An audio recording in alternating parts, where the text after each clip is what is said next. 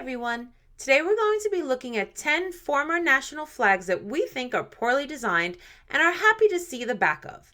Some of the flags are also controversial for political reasons, and we'll be discussing these issues along with the design problems. Before we jump in, be sure to subscribe to the channel because we have a ton of flag-related content for you to check out, and we have lots more to come in the future. So here are 10 country flags we're glad are no longer used. First up, we have the former flag of St. Vincent and the Grenadines. It was used between 1979 and 1985. It's a vertical tricolor of blue, yellow, and green, and these stripes are separated by two thinner white stripes. The yellow stripe is charged with the country's coat of arms, which sits on top of a breadfruit leaf. The biggest problem with the design is the detailed coat of arms. A design this complex shouldn't be used on flags. The coat of arms also contains writing which shouldn't be used on flags. Placing the coat of arms on a breadfruit leaf adds another layer to the flag and therefore contributes even more complexity to the overall design. The white fimbriations that separate the stripes means we have a contrast issue with the yellow stripe. We're not sure why they added these because without them, the stripes have good contrast. As it happens, this issue was rectified because in 1985, the flag was modified by removing the fimbriations. This was an improvement, but of course, the biggest problem of the coat of arms and breadfruit still remained. Later in 1985, the flag was modified once again. The complicated charges were replaced with 3 green diamonds arranged in a V shape. Also, the proportions of the stripes were changed by making the central yellow stripe larger. This new flag remains the national flag of St. Vincent and the Grenadines to this day, and we think it's a significant improvement on the previous designs because it's much simpler. Next up is the former flag of Rwanda. It's a vertical tricolor of red, yellow, and green. The yellow stripe is charged with the letter R, which is black. This was the national flag between 1961 and 2001. The reason it has the R is because the flag of Guinea is a plain tricolor of the same colors, so the R was added to make it distinct from the Guinean flag. Having writing on flags is poor design because it defeats the purpose of a flag being a graphical symbol. Directly copying another national flag and adding the first letter of your country's name is really lazy and unimaginative.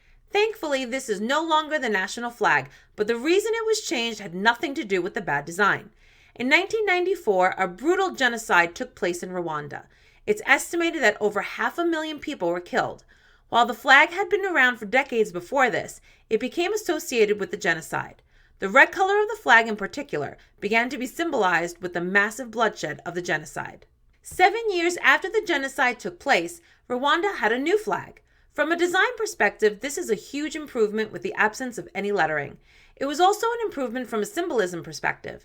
Red was removed and blue was added. The blue symbolizes peace and happiness. Next, we have the former flag of Papua New Guinea. This design was used between 1965 and 1970. Not a lot is known about this flag, and there aren't many examples of the flag's use during this period. So what can we say about this flag?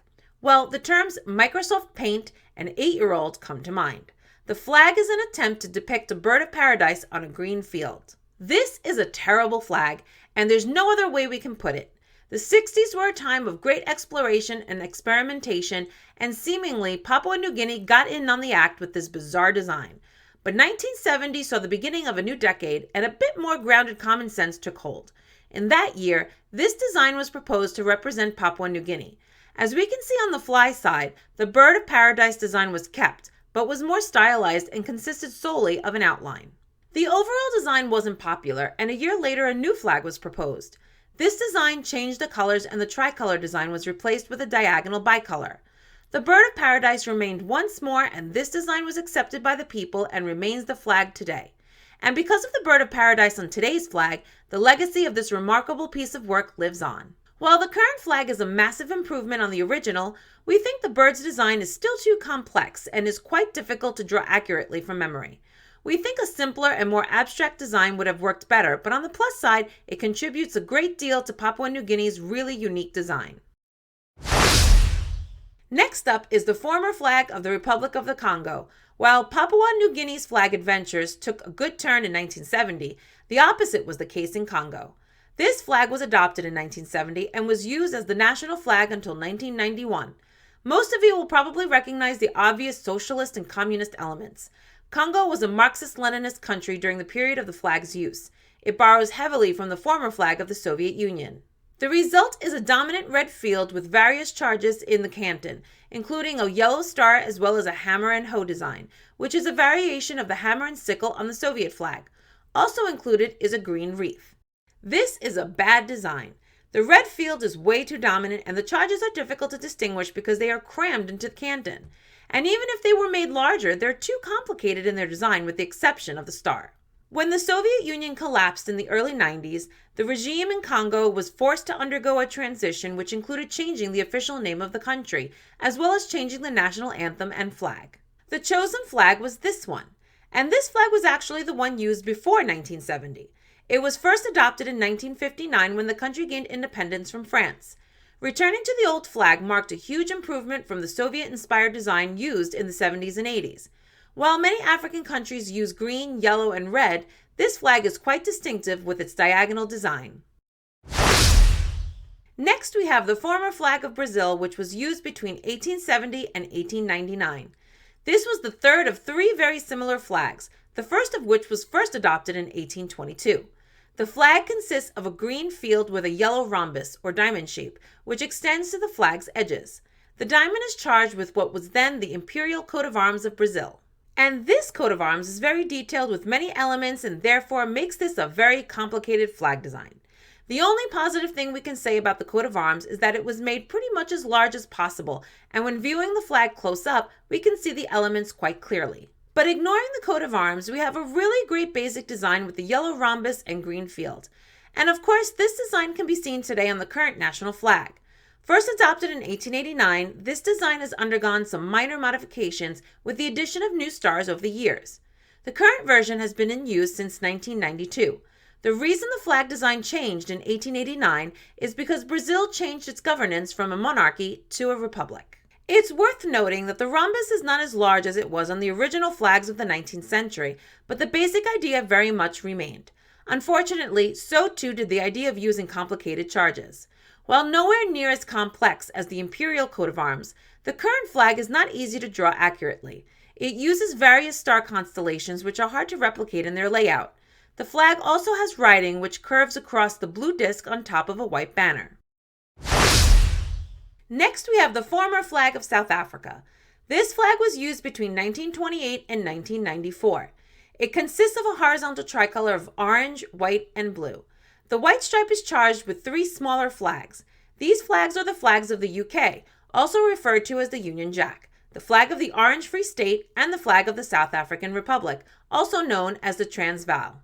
So how did such an unusual design come into being? South Africa was part of the British Empire with many British people emigrating there, but there was also a large population of people who came from the Netherlands. Two areas of South Africa wanted to break free from the British Empire, and these were controlled by those of Dutch ancestry. War broke out between the British Empire and ethnically Dutch people of South Africa. The wars became known as the Boer Wars. While the British prevailed, South Africa and its various regions were granted more autonomy, and the issue of creating a flag arose. The chosen design was seen as a compromise between those of British and Dutch heritage. The main tricolor design is basically a direct copy of the former flag of the Netherlands, which was originally used by the first Dutch settlers of South Africa. The British are represented by the Union Jack, while the Orange Free State and Transvaal regions are represented with their respective flags. It's pretty clear that the Dutch influence far exceeds the British in this design, and that's probably because the British Empire wanted to appease the Dutch, who at the time were increasing their power in the country. From a design perspective, this is a bad flag. Having three small flags placed within a flag is bad practice. From a distance, the three smaller flags are very difficult to see clearly, and they make the overall design of the flag much too complicated. And from a symbolism perspective, it's not much better. While it may have pleased the British and Dutch when it was created, the black population is not represented, and because it was the national flag, it became associated with the apartheid era of South Africa. In 1994, South Africa adopted a new flag. This flag marked the end of the apartheid era, and the colors convey a new era of inclusion and unity. The British and Dutch colors of red, white, and blue remain, and those are joined by the Pan-African colors of black, yellow, and green. This flag is a huge improvement both in terms of design and symbolism, and has received a lot of praise worldwide. Creating a good flag using 6 colors is a tricky feat, but we think this design manages to pull it off in a very elegant way. Next, we have the former flag of St. Kitts and Nevis, which at the time was known as St. Christopher Nevis Anguilla and was still a British colony. It consists of a vertical tricolor of green, yellow, and blue and is charged with a palm tree at the center. Of all the former flags on this list, we think this might be the best one. Our issue, like some of the previous flags, lies with the charge. The outline of the palm tree is not too bad in terms of simplicity. While not that easy to draw accurately, it doesn't have any complicated details. Our problem is that we think it's just plain ugly. We think this is a bad design that doesn't grab the true essence of a palm tree. While we're not 100% sure, we suspect the reason it had 3 branches is because the country consisted of 3 main islands at the time. We don't think the 3 branches work very well, but they're probably just about good enough to convey the fact it represents a palm tree. Also, the fact the entire tree is black really doesn't help either. Changing the leaf branches to green and the trunk to brown would improve the look in our view, even if that means making the design a little less simple. But we still think the form doesn't quite work. We don't often say this, but we think adding a bit more detail to the design of the branches would actually be a good move. But also, we think the bottom of the trunk could be simplified by getting rid of the roots. None of this matters that much anymore because in 1983, a new flag was unveiled. This happened after St. Christopher Nevis Anguilla was dissolved and a new country was formed called St. Kitts and Nevis. Anguilla remained a British overseas territory while the islands of St. Christopher and Nevis formed the new independent country. This is a great flag in our opinion, and it doesn't have the awkward-looking palm tree design. We think the color scheme is much better as well. Next up, we have the former flag of Benin. It was used between 1975 and 1990. Its story is very similar to the former flag of Congo. That's because Benin was also a Marxist-Leninist state, and the flag reflects this. The green field is charged with a red star in the canton. While the similarities to the Soviet Union flag aren't as obvious in this flag as the former Congo flag, it still utilizes the concept of a dominant field even though it's green and not red. And like the Soviet flag, it's charged in the canton. Not just that, the charge is a red star just like on the Soviet flag, though it doesn't use a yellow border. This is a really bad design. The color contrast between the green and red is very poor, and added to the fact the star is so small makes it very difficult to see. We think Benin should have included the yellow star border. This simple addition would have improved the design pretty significantly. While the star is still too small in our opinion, at least the border makes it a lot more visible and we no longer have the bad contrast with the green and red. Like Congo, the collapse of the Soviet Union meant that Benin had to transition away from its official Marxist-Leninist system. And like Congo, their new flag was actually an old one, which had been replaced with Soviet-style flag. First adopted in 1959, the horizontal bicolor of yellow and red and vertical green stripe at the hoist returned as the national flag of the country. And just to be even more like Congo, the flag has the same 3 colors. While the red and green don't contrast very well, overall this is a good design and is pretty distinctive despite having the same colors as many other African countries.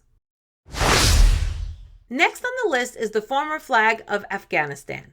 Afghanistan has had many flags throughout the years, and this one was used for just over a year in 1996 and 1997. And yes, what you're looking at is a plain white flag. That's it, a white flag with no charge. This flag was brought to us by the Taliban, a totalitarian regime which banned such things as women's rights and kite flying, and also, it seems, good flag design. The country has had 6 flags since then, including this flag, which is the current flag of Afghanistan. But with Afghanistan, it gets a little weird when we go back in history.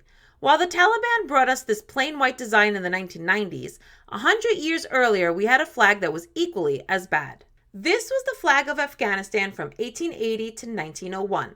And yes, what you're looking at is a plain black flag, a black field with no charge. So quite astonishingly, Afghanistan has had 2 plain flags and the 2 colors couldn't have been any more different. Plain flags of just 1 color is probably the worst possible flag design. While keeping it simple is generally good, resorting to the simplest design of all is horrible flag design. It's much too simple to represent a country, and it just looks bad and is of course incredibly boring. The current flag is of course massively better than the plain ones, though it has some problems including poor color contrast and a complicated coat of arms which has writing. And now we've come to our final flag. This is the former flag of Libya. And yes, we have another plain flag. It was used between 1977 and 2011 and was the brainchild of Colonel Gaddafi, who ruled Libya during these years. Gaddafi wrote a book called The Green Book, which outlined his political philosophy and based the plain green flag on this book and the philosophies it contained. Gaddafi was overthrown in 2011 and his plain green flag was replaced with this one. Like some other flags we've seen in this video, this was an old one that was readopted. And needless to say, this is a huge improvement on the Gaddafi flag. Afghanistan and Libya are not the only countries that have had plain flags, but they're definitely the most recent ones. We plan to make a video in the future where we look at even more of these. So be sure to subscribe if that's a video you'd like to see in the future. We have a ton of content already on this channel, so be sure to check out our other work. Make sure to give this video a like, and also we'd like to hear your opinions. Are there any historical national flags we didn't mention in this video that you're glad to see the back of? What do you think of the flags we did show in this video? Are there any you actually like and disagree with our views on them? As ever, thank you for watching and see you next time.